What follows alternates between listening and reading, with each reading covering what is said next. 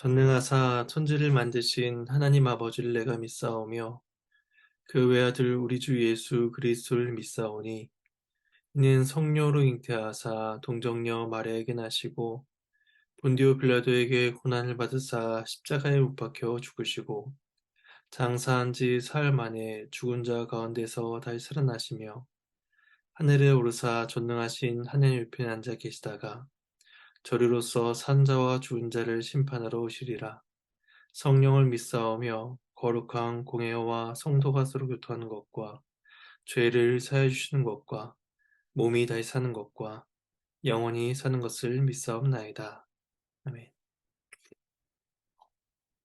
찬송가 112장 찬송하시겠습니다. 112장 1절과 2절을 찬송하시겠습니다. 함께 찬송하시겠습니다. 그 맑고 환한 밤중에 무천사 내려와 그 손에 비파 들고서 다 찬송하기를 평강의 왕이 오시니 다 평안하여라. 그 소란하던 세상이 다 고요하도다. 무천사 날개 펴고서 이 땅에 내려와 그때에 부른 노래가 또다시 들리니 이 슬픔 많은 세상에 큰 위로 넘치고 온 세상 기뻐 뛰놀며 다 찬송하도다.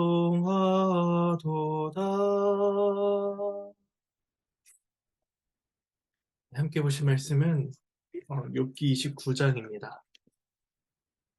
구약성경 788페이지 욥기 29장 1절에서 마지막 25절까지 전체 본문입니다. 말씀은 본문을 살펴가는 가운데 봉독하도록 하겠습니다. 함께 주의 말씀을 나누겠습니다. 29장인 오늘 본문부터 31장까지는 욥의 마지막 독백으로 이루어져 있습니다. 그 중에 29장은 과거에 좋았던 시절에 대해서 이야기를 하고 있습니다. 하나님과 좋았던 시절, 사람들과 좋았던 시절을 이야기함으로써 하나님께서 보호하시던 그때가 얼마나 복되었던가를 상기합니다. 하지만 동시에 과거에 대한 이러한 회상은 현재의 고통이 얼마나 큰 것인지를 보여주는 또 하나의 장치가 되기도 합니다. 오늘 본문은 네 부분으로 나누어 볼 수가 있는데 먼저는 하나님과의 관계에 대해서 말을 하고 그 다음에는 사람의 관계에 대해서 말을 합니다. 그리고 세 번째로 다시 하나님과의 관계에 대해서 이야기하고 마지막으로 사람의 관계에 대해서 말을 함으로써 번갈아서 이렇게 말을 이어가는 것을 보게 됩니다. 먼저 첫 번째 단락은 1절에서 6절까지로 하나님께서 욥을 보호하신 시절에 대해서 이야기를 합니다. 1절에서 6절까지 말씀을 봉독하겠습니다.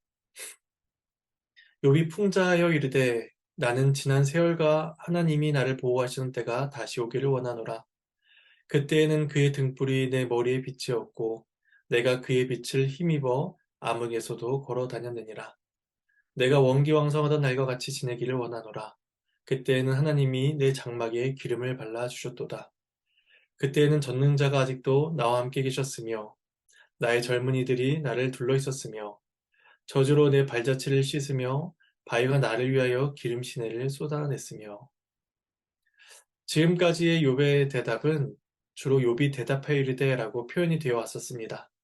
하지만 27장과 29장에서는 욥이 풍자하여 이르되라고 시작함으로써 그 27장 이전까지 있었던 대화와는 조금 다른 형태의 이야기가 진행될 것을 암시해주고 있습니다. 그래서 29장부터는 이제 3장에 걸쳐서 욥의 긴 독백이 이어지고 32장부터는 엘리오라는 새로운 친구가 등장하게 될 것입니다. 이때 풍자라는 이 단어는 주로 인생 전반에 걸친 보편적인 교훈이나 진리 이런 것들 이야기할 때 사용이 되고 있는데 이것은 말씀을 듣는 사람들로 하여금 욥의 말에 더욱더 관심을 갖게 하는 효과를 얻게 됩니다. 이제 욥이 회상하는 시점은 하나님께서 나를 보호하시던 때입니다. 막연히 과거를 추억하는 것이 아니라 하나님과의 깊은 관계 속에서 누리던 복된 특정한 시기들을 떠올리고 있는 것입니다. 욥은 자신이 누렸던 모든 평안과 행복, 풍요로움이 하나님으로부터 비롯되었음을 고백합니다. 그는 자신의 능력으로 그것들을 누릴 수 있다라고 생각하지 않았습니다. 이러한 관점은 욥이 하나님과의 관계에 집중하게 만들어주는 것이었습니다. 만일 과거의 모든 복을 자신의 힘으로 누렸다라고 욥이 생각했다면 그는 계속해서 새로운 방법들, 인간적인 해결책들을 강구하면서 현재 겪고 있는 고난을 해결하려고 했을 것입니다.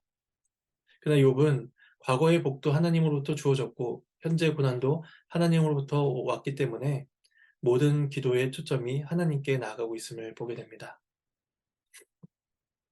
욥은 하나님께서 보호하시던 상황을 그의 등불이 비치던 때라고 표현합니다. 죄로 인해 암흑과 같이 어두운 시기를 지나기 위해서는 걸음을 비춰주는 빛이 필요하였는데 그 빛이 하나님으로부터 주어졌다는 것입니다.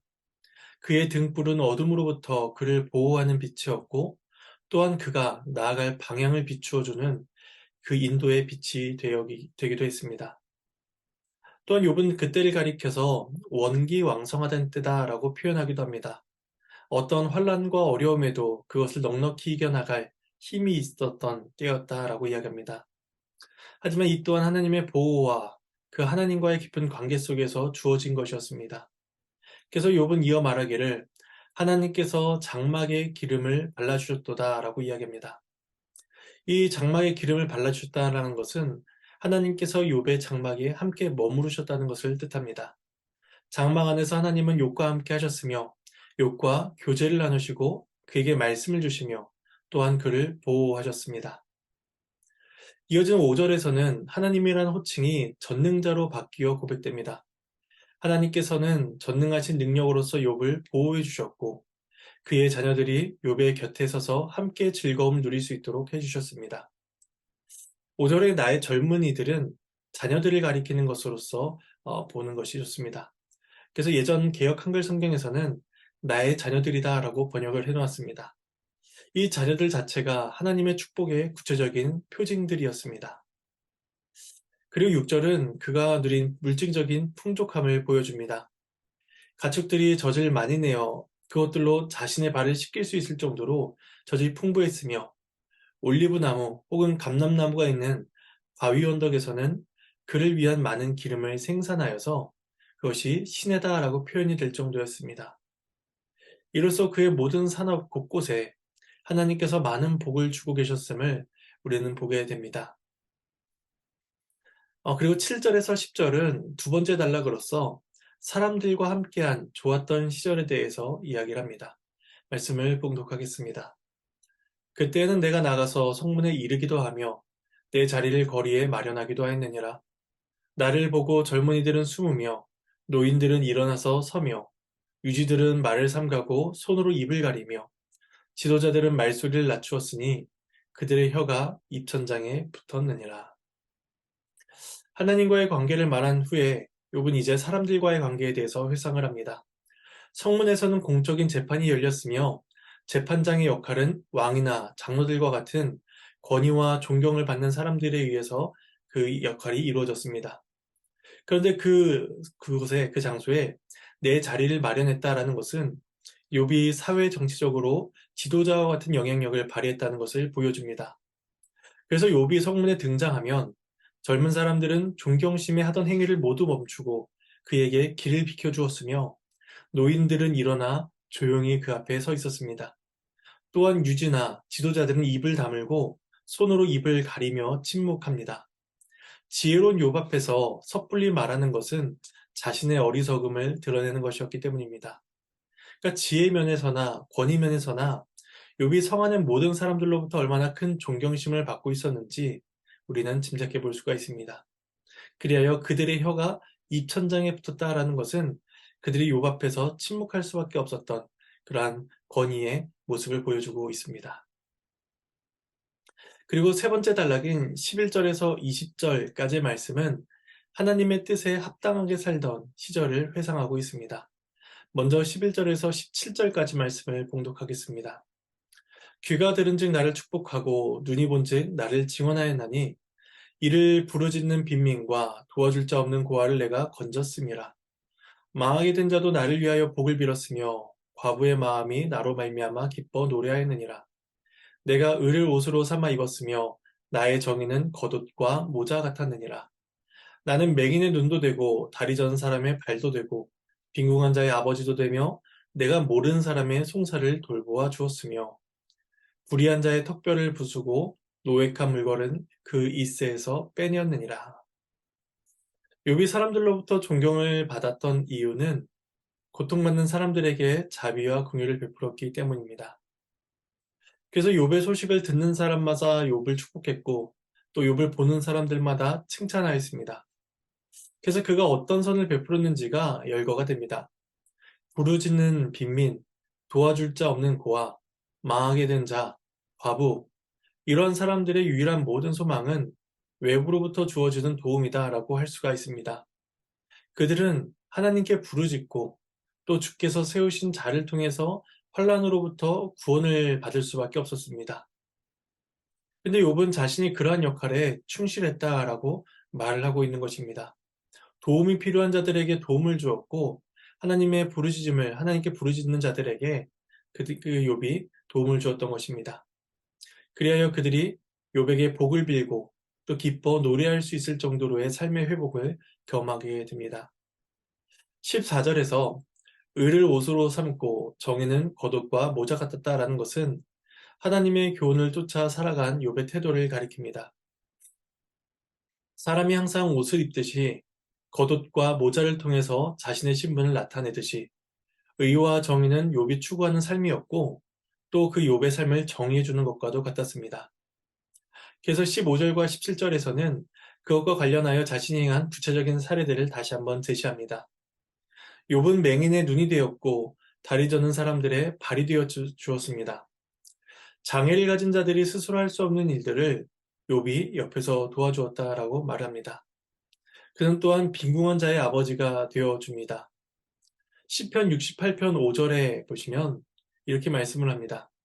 그의 거룩한 처소에 계신 하나님은 고아의 아버지이시며 과부의 재판장이시라.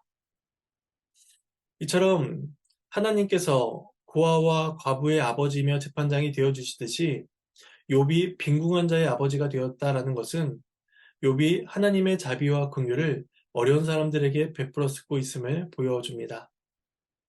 또한 욥은 전혀 알지 못한 사람의 송사를 돌보아 주기도 하였습니다. 이렇게 함으로써 특정한 사람들, 자신이 알고 있는 사람들, 관계를 맺고 있는 사람들에게만 선을 베푼 것이 아니라 어떠한 누구라도 도움이 필요한 사람들에게라도 자비를 베품으로써 하나님께서 기뻐하시는 의로운 삶을 살고자 애를 썼음을 우리는 알게 됩니다. 또한 욥은 거기에서 그치지 않았고 한 걸음 더 나아가 좀 더 적극적으로 의를 행하게 됩니다. 억압받는 사람을 도울 뿐만 아니라 불의한 자, 억압하는 자의 권력을 무너뜨리기 위해서 욥은 노력을 다하였습니다. 그리하여 그들의 턱뼈를 부수고 그들의 이빨 사이에 끼어 있는 노력품들을 빼앗음으로써 그 악한 자들이 더 이상 악행을 행하지 못하도록 한 것입니다. 이것이 하나님 앞에 살아갔던 욥의 의로움이다라고 할 수가 있습니다. 이렇게 하나님 앞에서 의롭게 산 욥은 하나님의 복을 기대할 만했습니다. 왜냐하면 순종한 자에게 복을 주신다라는 것은 율법의 약속이기도 하기 때문입니다. 그 18절과 20절에서 자신이 바라는 복을 짧게 언급하고 있습니다. 말씀을 봉독하겠습니다. 내가 스스로 말하기를 나는 내 보금자리에서 숨을 거두며 나의 날은 모래알같이 많으리라 하였느니라. 내 뿌리는 물로 뻗어나가고 이슬이 내 가지에서 밤을 지내고 갈 것이며 내 영광은 내게 새로워지고 내 손에서 내 화살이 끊어지지 않았노라. 네, 첫 번째 한 가지 복은 하나님께서 은혜를 베푸셔서 장수하여 평안히 죽을 수 있을 것이다 라는 그러한 생각이었습니다.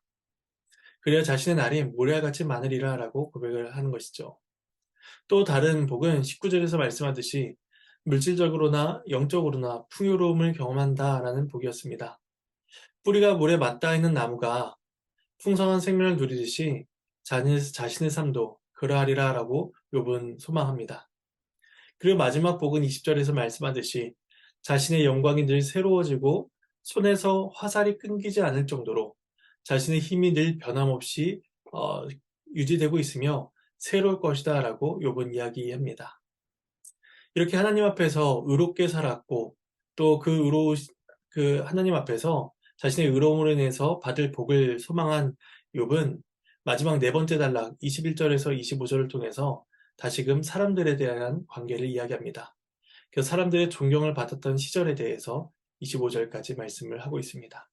마지막 21절 말씀을 봉독하도록 하겠습니다. 무리는 내 말을 듣고 희망을 걸었으며 내가 가르칠 때에 잠잠하였노라.